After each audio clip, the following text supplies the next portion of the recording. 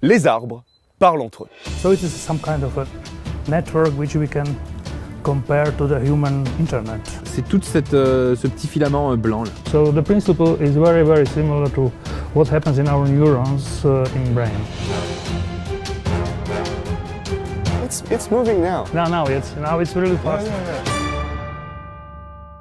Aujourd'hui, on prend l'air. Nous voici posés en pleine forêt et c'est le moment d'aborder avec vous un sujet qui nous a tous laissés sans voix. Les arbres parlent entre eux.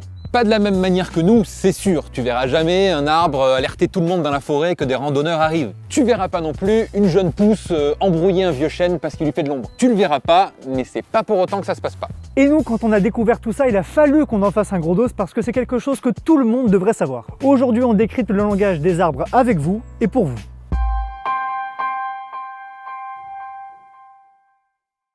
Bon, par contre, pour ce sujet, on doit se rendre en Allemagne, à Bonn, pour une raison qu'on vous expliquera plus tard. Et ça tombe bien, parce qu'on devait justement tester une voiture électrique sur un long trajet pour un prochain gros dos qui va être ouf. Bref, direction l'Allemagne, c'est parti.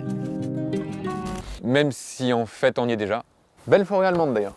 Bon, c'est bien beau d'arriver comme ça et de vous dire que les arbres parlent entre eux, mais il faut évidemment qu'on vous explique comment et surtout pourquoi. Quand vous vous baladez en forêt, ce que vous voyez, ce sont seulement des arbres immobiles, un peu comme si vous visitiez un musée, comme si tous ces êtres étaient là juste pour être contemplés. Parce que ouais, un arbre ou un végétal peut difficilement se déplacer, quasiment pas même. Et à notre échelle du temps, ils nous semblent tous statiques et inanimés. Et comme ils ne peuvent pas bouger, ils ont dû développer d'autres capacités pour survivre.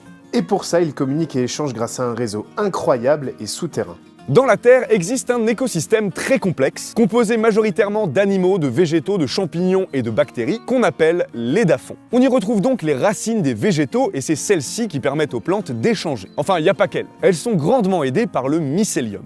Le mycélium, qu'est-ce que c'est? C'est l'ensemble de ce qu'on pourrait grossièrement appeler des filaments appartenant à des champignons et on appelle ces filaments des ifs. Et ils s'étendent parfois sur des centaines de kilomètres sous un seul de vos pas. En soulevant un caillou, ça suffit. Voilà. Le mycélium, il est là. C'est tout ce petit filament blanc là.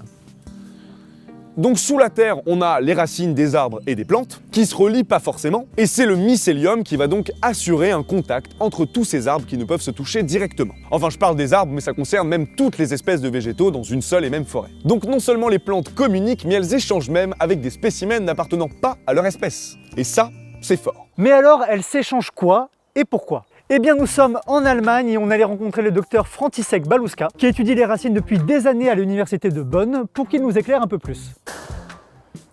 Okay, my first question, and maybe the most important one, is how do plants communicate together? So plants communicate mostly using chemicals. That's their most used way how to communicate. So it is not the voices, but chemicals. They release chemicals, they receive these chemicals, and they interpret information. They are really very complex systems, so chemical is very active. The roots of most plants are growing outside in the nature. They are connected via mycorrhiza, fungi network into a complex, very complex network which is covering almost the whole surface of our planet. Mostly studies until now are devoted to the exchange of nutrients, but we know that also signals are exchanged and not just slow chemical but also electric signals. So it is some kind of a network which we can compare to the human internet. So they invented internet before us. It seems so that the fungi, mycorrhiza fungi and plants, land plants invented the internet before humans.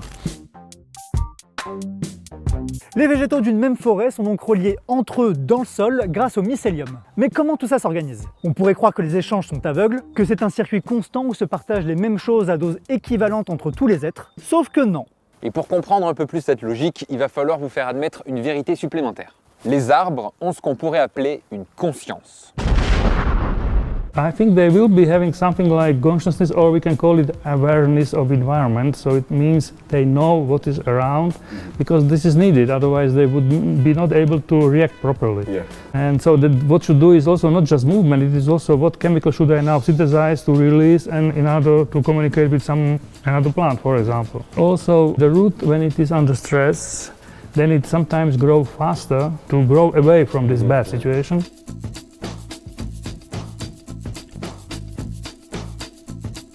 Les plantes ont même une sorte de cerveau. Alors, ils ne ressemblent pas du tout aux nôtres, évidemment, et d'ailleurs les scientifiques s'accordent à dire que les plantes n'ont pas de système nerveux, mais certaines de leurs structures moléculaires s'en rapprochent. Ça leur permet d'avoir des facultés qu'on ne pensait pas être possibles pour une plante. Brièvement, on vous donne quelques exemples avant d'arriver à l'information capitale. Premièrement, les plantes réagissent aux dangers et aux attaques. Si elles sont infectées, si leurs tissus sont déchirés, elles vont produire une sorte de réponse immunitaire chimique pour se protéger et survivre. Et évidemment, elles vont aussi prévenir le reste de la forêt qu'il se passe quelque chose de dangereux de leur côté afin qu'elles puissent se préparer. En Afrique du Sud, des koudous, des genres d'antilopes, mouraient mystérieusement jusqu'à ce qu'on en découvre la cause. Les koudous se nourrissent d'acacia, un arbre qui utilise une certaine molécule pour se défendre des insectes. Molécule nocive, mais normalement pas pour les animaux et pas pour les hommes, puisque ces arbres en déploient une quantité suffisante juste pour tuer des petites bestioles. Sauf que dans ce cas-là, les koudous étaient de plus en plus nombreux et dévoraient donc beaucoup d'acacia. Et on peut dire que ça commençait à devenir un peu chaud pour tous ces arbres. Ils se sont donc tous en quelque sorte concertés et ont adopté une mesure radicale, augmenter le taux de molécules nocives qu'ils dégagent. Aussitôt dit, aussitôt fait, et d'un coup, tous les arbres de la zone sont devenus mortels pour les animaux.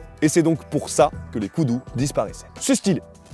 Pour en revenir au soi-disant cerveau des plantes, il y a quelques informations à rajouter. Can you tell us more about that kind of brain plants have? The principle is that in the root apex there is a zone which is highly unique, it's very special, which we call now transition zone.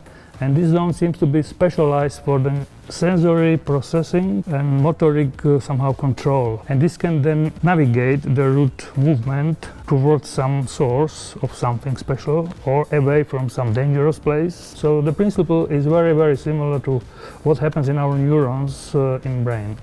Bref, tout ça pour en venir à un fait très précis, les arbres ont conscience de ce qui leur arrive et grâce à leur réseau de communication, cette conscience est collective.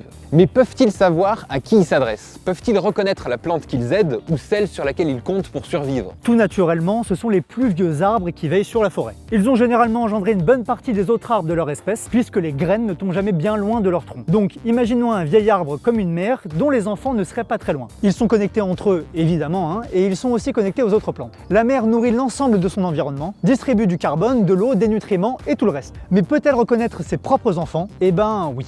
L'arbre mère est conscient de quel individu descend de lui et de qui lui est étranger. Pour sa descendance, il va renforcer leur connexion en créant un réseau plus large autour des arbrisseaux lui appartenant. De plus, maman arbre fera bien attention à laisser de la place pour que ses petits poussent librement. Mais le plus impressionnant survient lorsque l'arbre mère est proche de la mort. Des études ont démontré que lorsque l'arbre est blessé ou en danger, il envoie encore plus de carbone à ses enfants, comme s'il sentait que bientôt il n'en aurait plus besoin. Et au-delà du carbone, ce sont également des signaux de défense qui sont transmis, et donc exactement comme si une maman mettait en garde ses gamins contre les dangers de la vie. Et toujours aussi surprenant, en faisant ainsi, maman multiplie par 4 les chances de survie des jeunes pousses.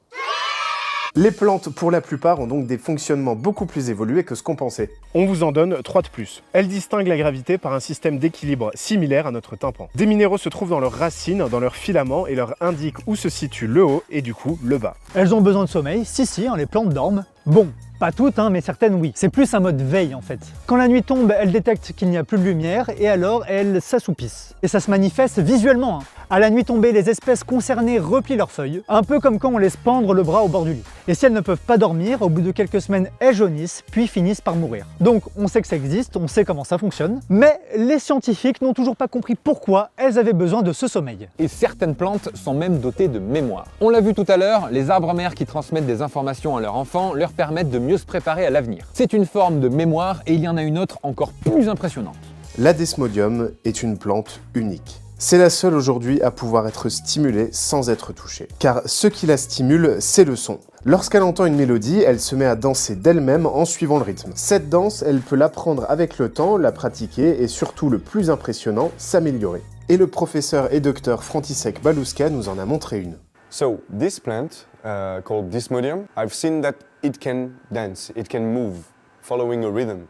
Can you tell us more about it? These plants are sensitive to these sound waves, so even our voice is strong enough for them to be stimulated. It's moving now. Now it's really fast. Yeah. We don't know if they understand, of course, there's no idea, but the membranes in the cells are stimulated by these sound waves. Okay. It might be that these Desmodium plants, when they're exposed to some attractive music, so they start to follow the music. The rhythm. Yeah.